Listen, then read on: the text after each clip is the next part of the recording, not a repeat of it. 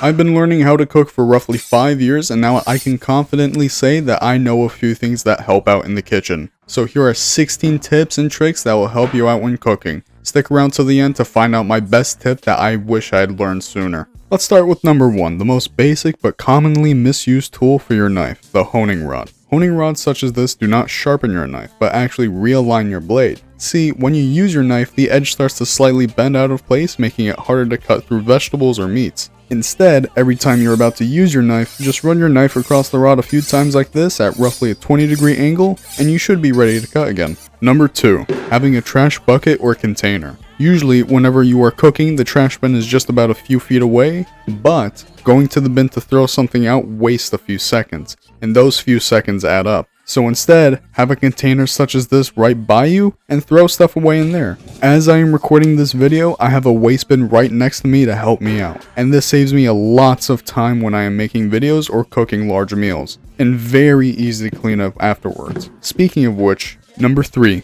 clean as you go. Why have a giant cleanup at the end when you can just clean up when you have a moment? Do you have something boiling on the stove? Wipe down your counter and throw out the trash. Do you have time in between shots to do something? Clean things up and make your life easier. Number 4, labeling your food. A simple roll of blue tape and a Sharpie can do wonders when storing food. Instead of trying to remember how long something was in the fridge for, just throw a label on with either the date, name, or both on there and store it. Do you need to figure out what different white substances are? A simple label and you are good to go. Which reminds me, number 5, knowing the difference between these two white powders, baking powder and baking soda. Baking soda is sodium bicarbonate. It can be used as a leavening agent but needs to be activated with something acidic like lemon juice. Baking powder is a mix of baking soda and something acidic, usually cream of tartar, and only requires water to start the reaction. Baking soda is stronger for leavening but also reacts quickly, which means whatever you are making needs to get cooked as soon as possible.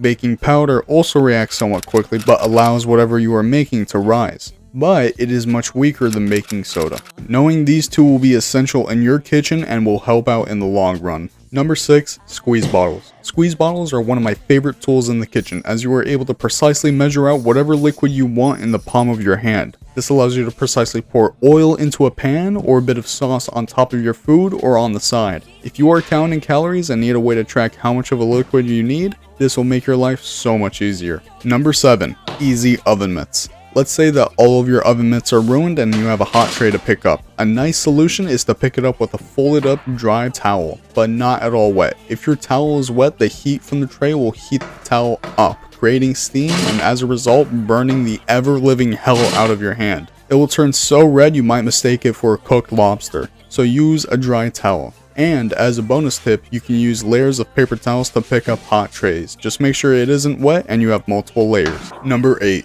you are wasting water when boiling pasta. Instead of filling your pot to a random point, measure your pasta and your water beforehand. For this example, I will be using some macaroni, that way it's easier to visualize. The volume of the pasta that you have doubled in water. That's it. And this will allow more starch to go into the water, making your sauces thicker and creamier. Number 9, mise en place. What does mise en place mean? All it means is to have everything in order. Have all of your vegetables cut, ingredients portioned out, and tools ready to go. This doesn't apply only to the kitchen, but in everyday life as well, whether it's for making videos, going to work, or cleaning the house. Knowing what to do and having either just yourself or your tools ready will make everything so much easier. Speaking of making things easier, number 10, deli containers. I absolutely love these things. They help out with prep and allow me to organize the making of some of my videos. They help me portion out ingredients. They help out with cleaning too.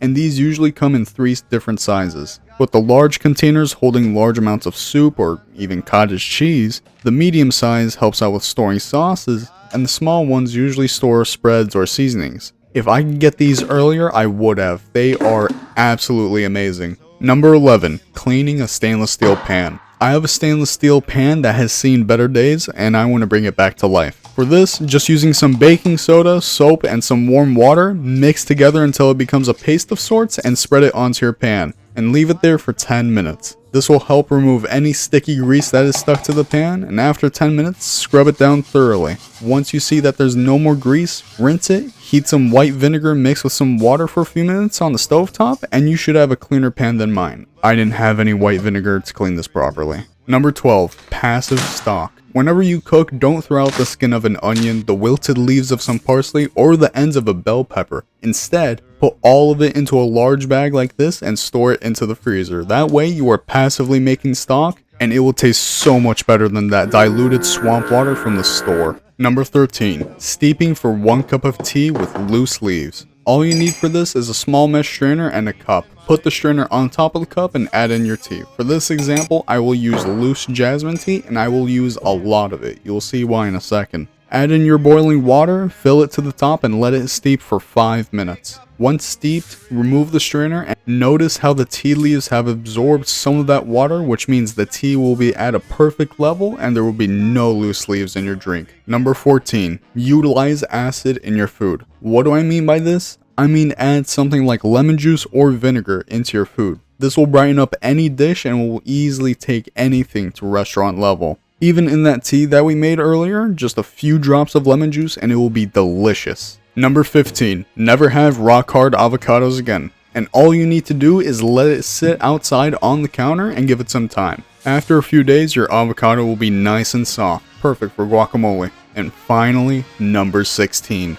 The most important tip on this list, and I wish I learned this years ago. Always taste your food. This spoon has the same importance as a knife. It's maybe even more important because you are tasting what the dish will actually taste like. If it needs more salt or sweetness, add some. Heat or fat, add more. Or for different flavor profiles to be added, like garlic and basil. It also tells you if there's too much of an ingredient that could ruin a dish, and you can see how to change it. This spoon will absolutely carry your cooking to an elite level. And if there is one thing on this list that you should use at all, it has to be this one. So that's 16 tips and tricks that help me out when cooking, and I hope this helps you out as well. If you liked the video, leave a comment, like and subscribe, and have a chocolatey good day.